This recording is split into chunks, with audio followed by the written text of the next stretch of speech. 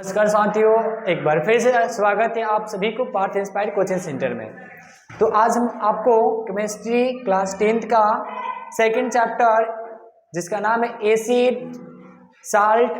Acid base and salt, इससे कुछ महत्वपूर्ण वस्तुनिष्ठ प्रश्न कराएं। इससे पहले हम पार्ट 2 बना चुके हैं जिसमें आपको बहुत सारे इंपॉर्टेंट एमसीक्यू दिया गया है जो प्रीवियस ईयर में पूछा गया है, और साथ ही साथ इस वर्ष भी इस सभी प्रश्न को पूछने की अपार संभावना है।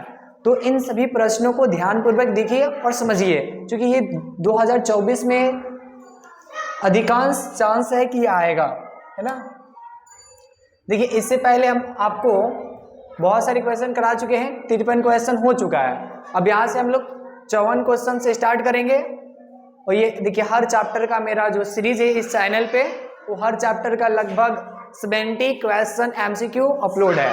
तो ये सारे क्वेश्चंस जो है काफ़ी इंपॉर्टेंट रहेंगे, तो इस सबको देख लीजिएगा, एक बार पूरा देख लीजिएगा ना, पूरा याद हो जाएगा, और फिर आप एग्जाम हॉल में बैठोगे तो इजीली इसको टेकआउट कर सकते हो, है ना। देखिए, जैसे पहला क्वेश्चन इसमें दे रखा है कि बेकिंग सोडा का रासायनिक नाम है।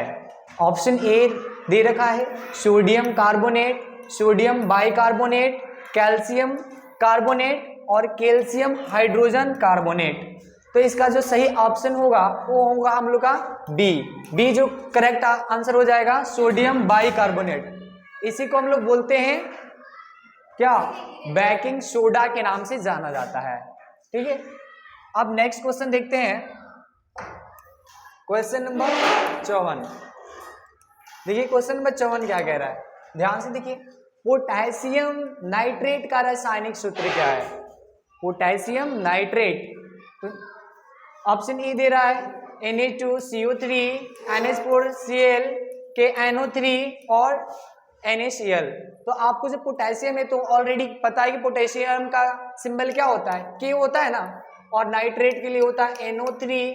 तो देख लीजिए कहाँ है, ऑप्शन नंबर सी जो है वो है पोटेशियम नाइट्रेट का सूत्र हो गया।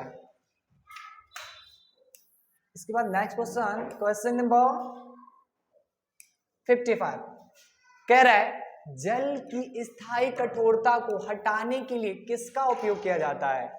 यानी जल के अंदर जो हार्डनेस होता है उसको, मतलब प्योरिटी के लिए, प्यूरिफिकेशन के लिए हम लोग कौन से केमिकल का यूज करते हैं?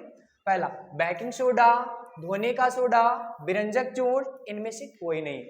तो सही ऑप्शन जो होगा वो बी होगा। हम लोग धोने का सोडा जो है उसको पानी में मिक्स कर देते हैं तो पानी सॉफ्ट हो जाता है, यानी उसके अंदर की जो कठोरता होती है वो खत्म हो जाता है।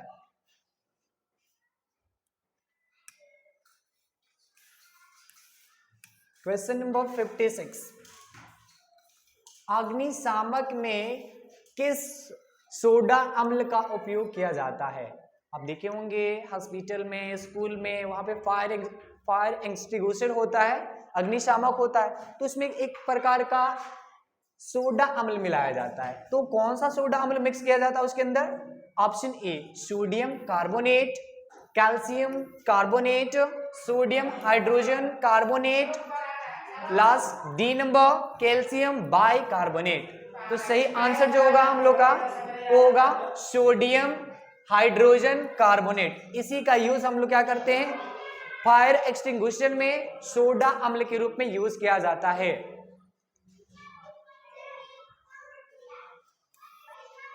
कृपया नॉइज को शांत कीजिए। सल्फेट अर्ध हाइड्रेट या इसी को एक और नाम से जानते हैं हेमी हाइड्रेट का अन्य नाम क्या है?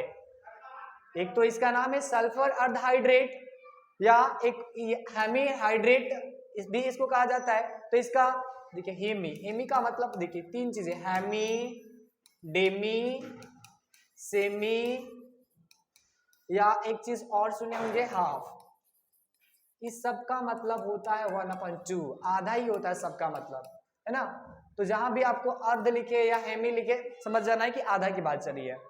या H2O हाइड्रेट मतलब हाइड्रोजन, ये हो जाएगा।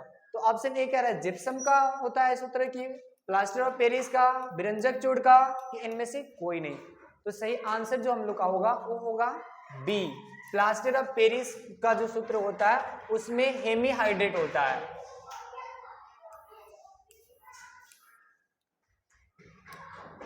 क्वेश्चन नंबर 58 बहुत इंपॉर्टेंट है।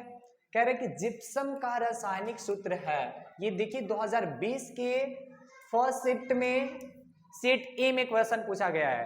तो इसका आंसर क्या होगा, ध्यान से देखिए। ऑप्शन ए कह रहा है NaSO3H2O, CaSO4 2H2O, CaSO4 half H2O, NaCl। तो जिप्सम का जो सूत्र होता है आप सभी कई बार रट चुके हैं, ऑप्शन बी जो होगा हम लोग का करेक्ट होगा, क्योंकि कैल्शियम सल्फेट और डाइहाइड्रेट जो होता है वो जिप्सम का फॉर्मूला होता है।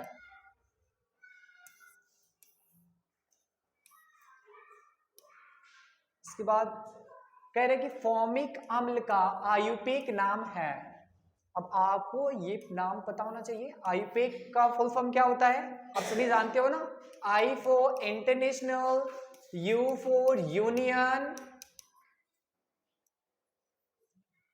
यूनियन, आई से इंटरनेशनल, यू से यूनियन हो गया, पी फॉर होता है प्योर, और ए फॉर होता है एंड अप्लाइड,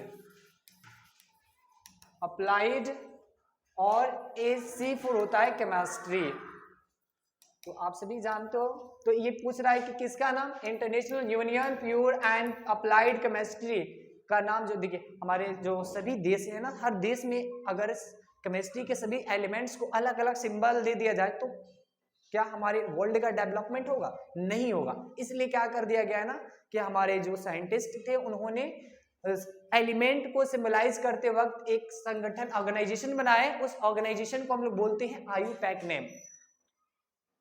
और इसी के अकॉर्डिंग अब क्या होता है, पूरी दुनिया में एक समान सिंबल रहते हैं, नाम जो होते हैं पूरी दुनिया में एक जैसा रहता है।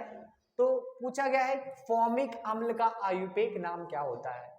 ऑप्शन ए कह रहा मेथेनोइक अम्ल, एथेनोइक अम्ल, प्रोपेनोइक अम्ल, इनमें से कोई नहीं। तो देखिए फॉर्मिक अम्ल जो होता है, जो चींटी के काटने से जो होता है फॉर्मिक एसिड निकलता है, तो वो होता है मेथेनोइक अम्ल। उसको हम लोग आयुपेक नाम के अकॉर्डिंग क्या बोलते हैं, मेथेनोइक अम्ल के नाम से जानते हैं। क्वेश्चन नंबर 60, अम्ल का पीएच मान होता है। ये भी 2020 में पूछा हुआ प्रश्न है। अम्ल का मान क्या होता है, क्या 7 से कम होता है, या 7 से अधिक होता है, या 7 रहता है, या 14 रहता है। तो आप सभी जानते हो कि अम्ल का जो पीएच वैल्यू होता है वो 7 से कम होता है, यानी ऑप्शन नंबर ए हम लोग का क्या हो जाएगा, सही हो जाएगा।